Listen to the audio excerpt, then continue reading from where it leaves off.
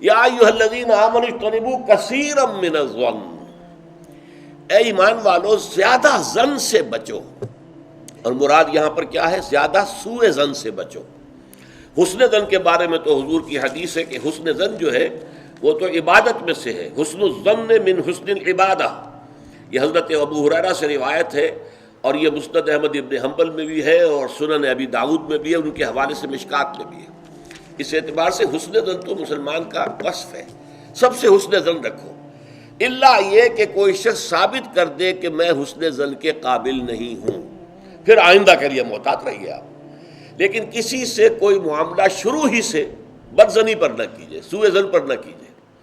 مجھ سے کہا تھا ایک صاحب نے جو یہاں اس وقت یہاں کا جو کونسلیٹ ہے، امریکن کونسلیٹ، اس میں پولیٹیکل سیکریٹری تھے، وہ میرے پاس آئے تھے خلافت کے بارے میں معلوم کرنے کے لیے کہ یہ خلافت کا آپ نام لے رہے ہیں، اس سے مراد کیا ہے. تو وہیں پھر گفتگو ہوئی کہ کانسٹیٹیوشنز کے اندر جو میکینزم رکھے جاتے ہیں، چیکس اینڈ بیلنسز، تو اس نے کہا ہم تو یہ سمجھتے ہیں، ہم نے اپنا دستور اس بنیاد پر بنایا ہے کہ ہر شخص چور ہے، ہر شخص بے ایمان ہے، اور ہمیں اس کا سدباب کرنا ہے. بڑے سے بڑا آدمی ہو، بڑا نیک ہو، ایماندار ہو، اس کے بے ایمان ہونے میں دیر نہیں لگتی.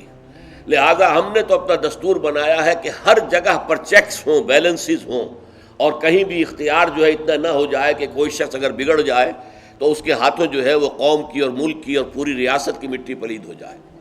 یہ اسلامی اصول نہیں ہے. اسلامی اصول یہ ہے ابتداءً آپ کا معاملہ کسی سے بھی ہو حسن زن کی بنیاد پر ہوگا، لیکن یہ کہ اگر اس نے آپ کے حسن زن کو زخم پہنچائی، ٹھیس پہنچائی، ثابت کر دیا کہ میں حسن زن کے قابل نہیں ہوں، تو اب آپ سوء زن معاملہ کر سکتے ہیں.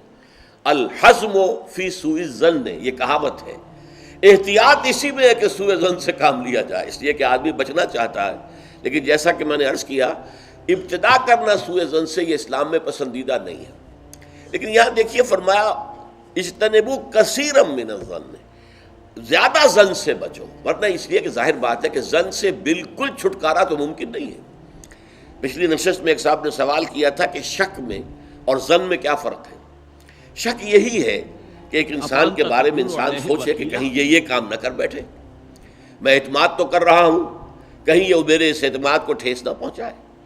اور سوء ظن جو ہے وہ یہ ہے کہ انسان جو ہے بغیر کسی اسباب کے، بغیر کسی عوامل کے، کوئی سرکمسٹانشل ایویڈنس نہیں ہے اور خام خواہ کسی کے بارے میں برا ظن قائم کر کے بیٹھ جائے. وہ گویا کہ فیصلہ ہوتا ہے. سوء ظن جو ہے وہ فیصلہ ہو جاتا ہے کہ مجھے اس شخص کے ساتھ معاملہ سوء ظن کے ساتھ کرنا ہے، یہ نہیں. البتہ شک کا پیدا ہو جانا تو یہ کوئی بری بات نہیں ہے، انسان ذرا سا احتیاط کا پہلو ملحوظ رکھ لے. تو فرمایا یا ایھا الذین آمنوا اجتنبوا کثیرا من الظن ان بعض الظن اثم، یقیناً بہت سے ظن گناہ کے درجے میں آ جاتے ہیں. آپ نے ایک شخص کے بارے میں رائے قائم کر لی، یہ برا آدمی ہے، یہ غلط آدمی ہے، یہ تو میرے درپے ہے، میرا دشمن ہی ہے، میری جڑ کاٹتا ہی رہتا ہے، حالانکہ ایسا نہیں ہے. نتیجہ کیا ہوگا؟ آپ کا طرز عمل اپنے سوء ظن کی بنیاد پر ہو جائے گا. ہر وقت جو ہے آپ کے طرز عمل سے ظاہر ہوگا وہ سارا آپ کے اندر جو بھرا ہوا مواد ہے، اور اس سے ہو سکتا ہے اس دوسرے شخص کی خامخواہ دل شکنی ہو، اس کے احساسات مجروح ہوں، اور تمہارے حصے میں اللہ کی طرف سے، اللہ کی جانب سے اعمال نامے میں گناہ کا اندراج ہو جائے کہ ایک شخص کے خلاف خامخواہ اس نے سوء ظن کیا، جبکہ اس کے لیے کوئی آثار نہیں تھے، اس کے لیے کوئی بنیاد نہیں تھی. تو ان بعض الظن اثم، بعض ظن جو ہے وہ تو گناہ کے درجے کو پہنچ جاتے ہیں.